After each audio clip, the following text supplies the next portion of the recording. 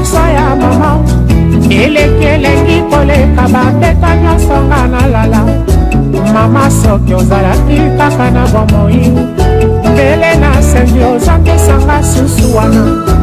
Jamolingaki nga nalela yo seka, jamolingaki yo olalanga nalamuka, jamolingaki ata ngubi atungisanga. Soki nabeli ozalaki kota na tongosa banda yo kenda na nguma abandone. Rekompanse na yo nakopesa na yango ata naleli na nyakodorlo tenga. Yango nayembeli yo nzembo oyo mama nyondo.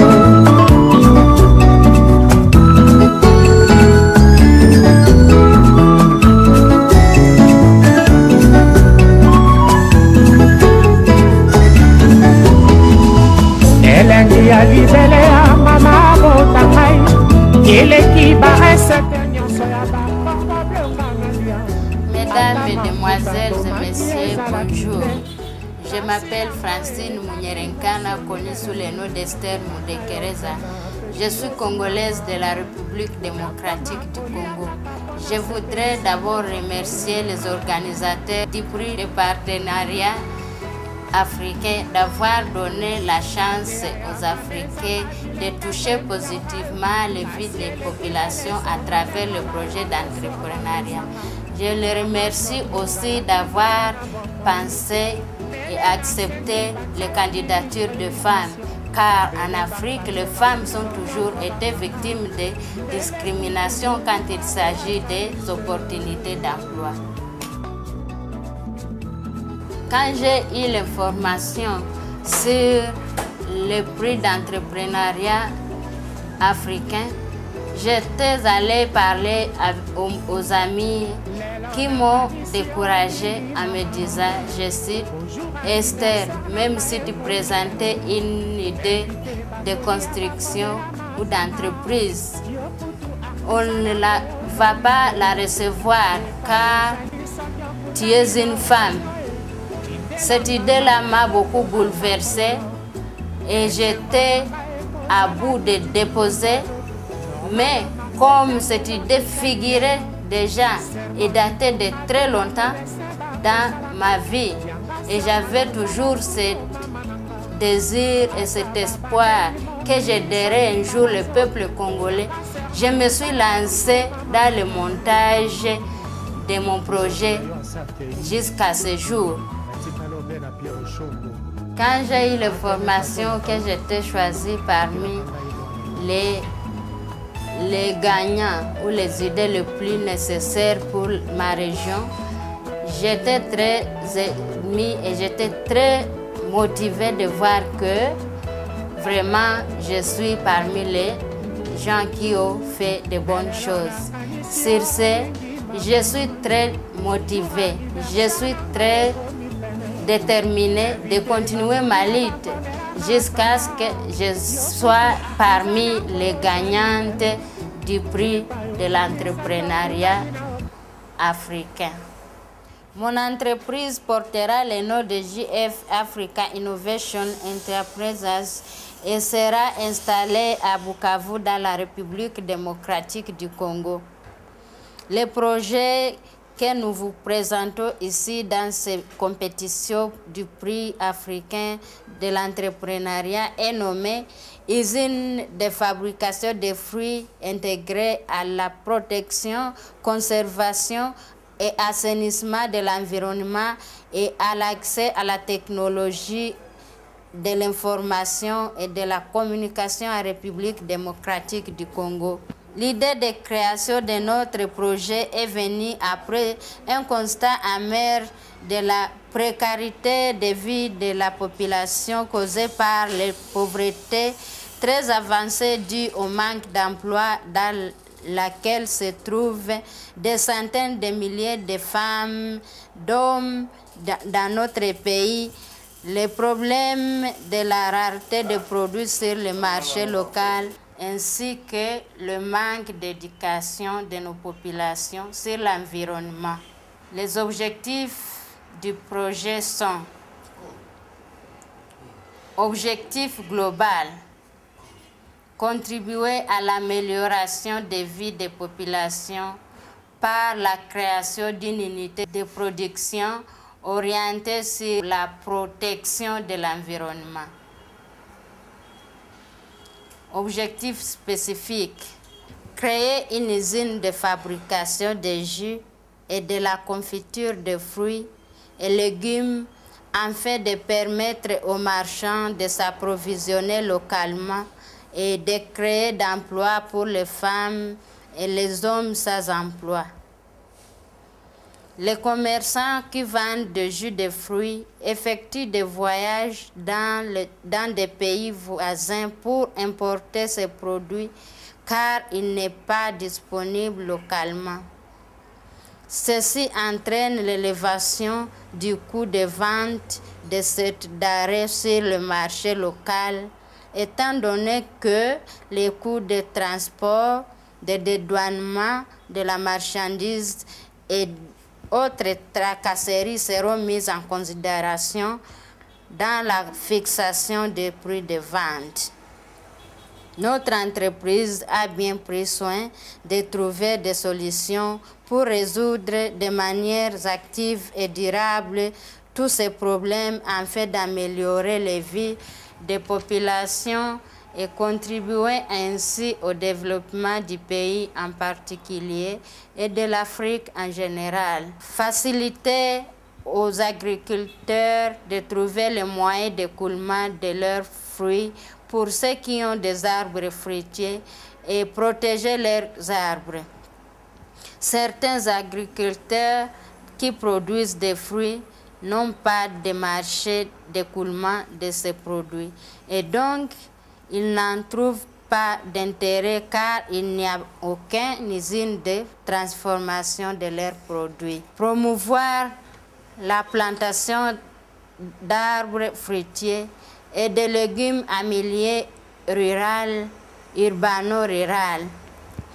Les problèmes liés à la déforestation, conservation et assainissement de l'environnement sont nombreux et il y a une grande nécessité d'éduquer notre population et leur apprendre comment bien prendre soin d'éviter les dangers qui en découlent si rien n'est fait pour stopper les mauvais comportements face aux problèmes environnementaux. La population devra apprendre à planter plus d'arbres que d'en couper pour fabriquer des braises ou des bois de chauffe. Former les paysans sans emploi dans la fabrication de cuisine en terre cuite, brasero, et de la braise à base de déchets ménagers non toxiques comme un autre moyen de créer de l'emploi et faire de l'argent. Les populations s'adonnent à la coupe d'arbres pour faire de la braise, alors qu'il y a moyen de se procurer de la braise sans couper les arbres. La population n'est pas éduquée en ce qui concerne l'importance de la protection, la conservation et l'assainissement de l'environnement, et cela fait que les déchets et autres saletés se trouvent un peu partout avec la multiplication des moustiques qui causent la malaria par voie de conséquences, mortalité infantile et maternelle très élevée. Mettre en place un cybercafé comme moyen d'accès à la technologie de formation et de la communication, de marketing de nos produits et de sensibilisation de nos clients directs et indirects sur la protection, la conservation, l'assainissement de l'environnement dans les centres de négoce en milieu urbano-rural et rural. Du moment que le monde entier parle actuellement de la modernité, il ne se fait que nombreuses personnes dans plusieurs pays d'Afrique, comme la République démocratique du Congo, n'ont aucune notion de la nouvelle technologie et communication.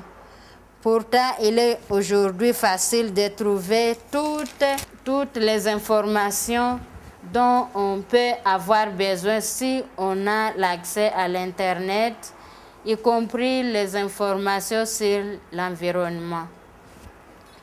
Implanter une radio communautaire sauvant notre environnement, essentiellement pour les émissions d'éducation agricole, de sensibilisation sur la protection, la conservation, l'assainissement de l'environnement. Étant donné qu'il y a d'autres personnes dans les milieux plus reculés qui ne peuvent pas accéder à l'Internet faute d'approvisionnement en courant électrique, mais peuvent se payer des piles pour suivre des émissions, des débats, des informations sur des petites postes récepteurs. Les radios existantes sont partisanes de la politique et religion et n'enseignent pas sur l'éducation de l'environnement et de la protection des arbres. Les radios locales ou antennes locales pourtant seraient mieux placées pour bien véhiculer les messages liés à la déforestation, protection, conservation et assainissement de l'environnement dans les parties où la population ne peut pas accéder facilement à l'Internet pour s'informer. Avec les objectifs de notre projet que nous venons de vous détailler, il est facile de comprendre que les activités à réaliser pour atteindre ces objectifs ne seront pas exécutées par une seule personne. Elles nécessitent des ressources humaines conséquentes, ce qui favorise la création d'emplois aux nombreux Congolais et Congolaises qui ont longtemps souffert de manque d'emploi alors qu'ils ont des responsabilités dans leur famille.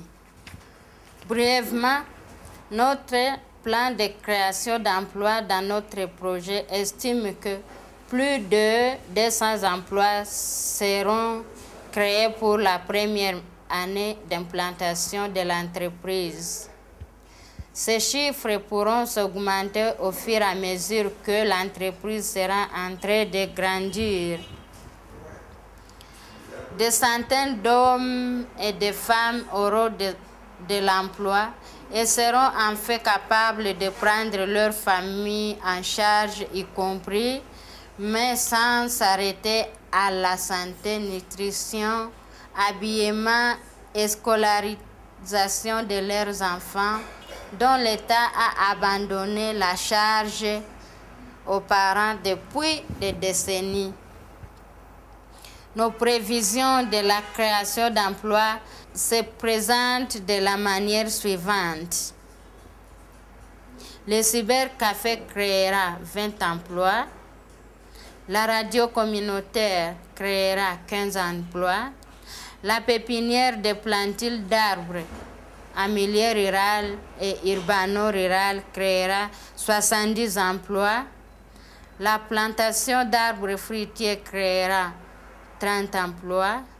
L'usine de fabrication produit des jus, des fruits, légumes pressés et confitures à travers ces différents départements.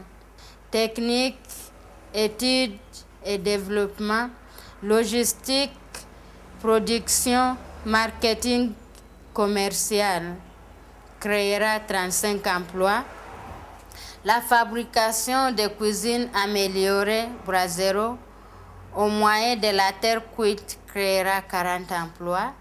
La fabrication et la vente de braises au moyen de déchets non toxiques créera 50 emplois.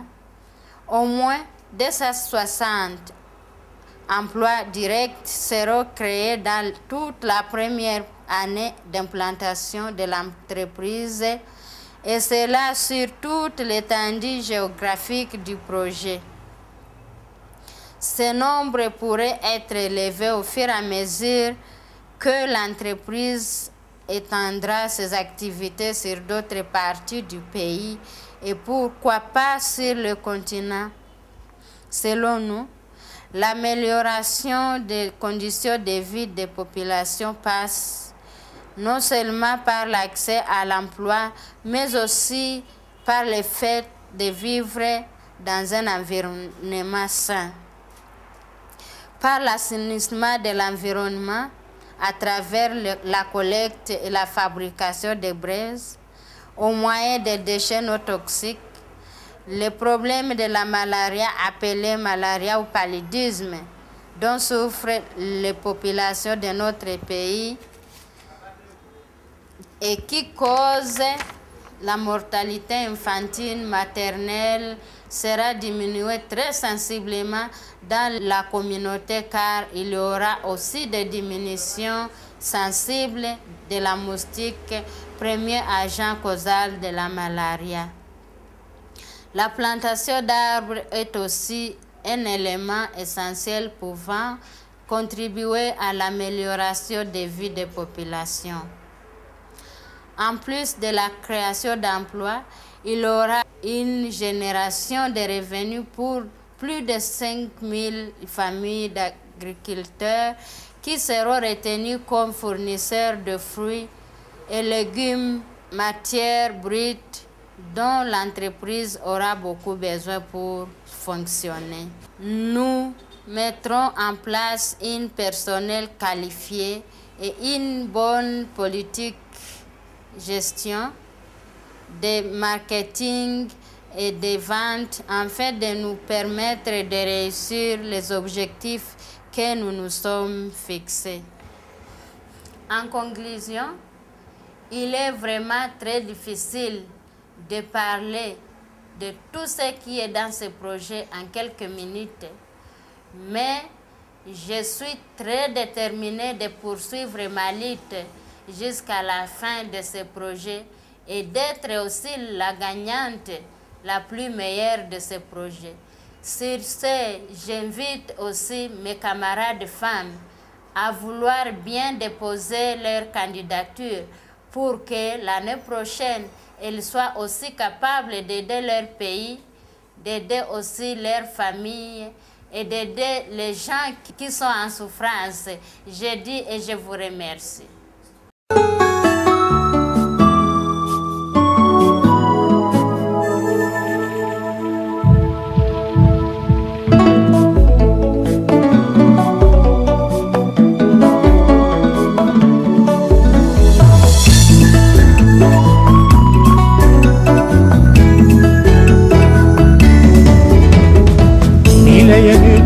sala na berso ya mama elekelengi koleka babeta nyonso nga nalala mama soki ozalaki kaka na bomoi mbele nasengi ozangisanga susu wana jamolingaki nga nalela yo seka jamolingaki yo olalanga nalamuka jamolingaki ata ngubi atungisanga soki nabeli ozalaki kota na tongosa banda yo kenda na nguma abandone rekompanse na yo nakopesa na yango ata naleli na nyango dorlotenga yango nayembeli yo nzembo yo mama yondo